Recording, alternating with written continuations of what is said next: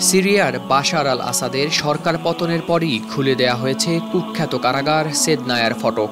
ছাড়া পেয়েছেন বছরের পর বছর ধরে বন্দী হয়ে থাকা বিরোধী মতে মজলুম কয়েদিরা। কিন্তু কেমন ছিল এই সেদনায়ার কারাগার? কি চলতো ওই বৌদ্ধভূমির চার দেয়ালের আড়ালে? কেনই বা এই কারাগারের নাম শুনে শিউরে উঠত মানবাধিকার কর্মীরা? আজকের প্রতিবেদনে দেখব ভয়ঙ্কর এই কারাগারের বিভীষিকাময় পরিস্থিতি। সেদনায়া ছিল বাশার আল আসাদের এক নিপীড়নের সাম্রাজ্য, যেখানে বন্দীদের জন্য এক একটি দিন ছিল মৃত্যুর নতুন কৌশল। সিরিয়ার দামেস্কের কাছে অবস্থিত এই কারাগারকে বলা হতো মানব কসাইখানা।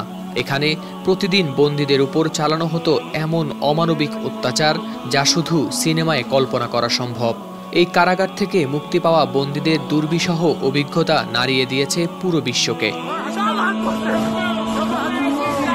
সেদনায়ায় বন্দীদের জন্য নির্যাতন ছিল একটি নিয়মিত ঘটনা। নতুন বন্দীদের জন্য যা ছিল তথাকথিত ওয়েলকাম পার্টি।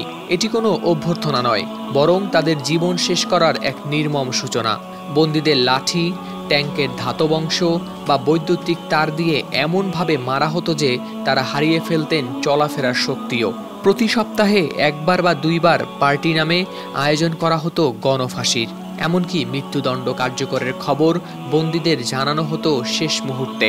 এক সাবেক বন্দী বলেন, আমাদের এমন পরিস্থিতিতে ফেলা হতো যেখানে নিজের মৃত্যু বা প্রিয়জনের মৃত্যু এর মধ্যে একটি বেছে নিতে বাধ্য করা হতো।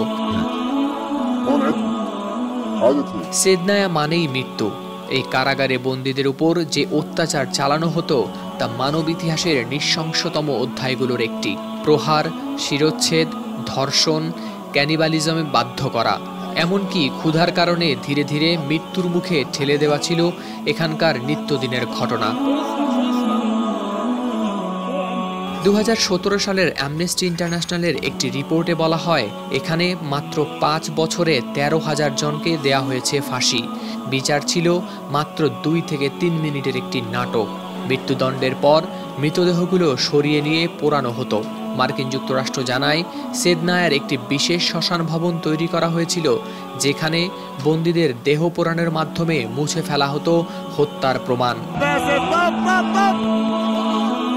তবে 2024 সালের 8 ডিসেম্বর ছিল এক নতুন দিনের শুরু। সিরিয়ার বিদ্রোহী বাহিনী সেদনায়া কারাগারটি দখল করে নিয়ে মুক্ত করে দেয় বন্দীদের। বন্দীরা কেউ কেউ প্রথমে এটি বিশ্বাসই করতে পারেননি, কেউ তো ভুলেই গেছেন নিজের নাম। অনেক বন্দী জানেনই না গত 20 বছরে কি ঘটেছে পৃথিবীতে। এতদিনের নির্যাতন শেষে তারা ভেবেছিলেন এটি হয়তো আরেকটি ফাঁদ। কিন্তু যখন তারা শোনেন শাসক আসাদের শাসন শেষ, তখন তাদের চোখ বেয়ে পড়ে আনন্দের অশ্রু।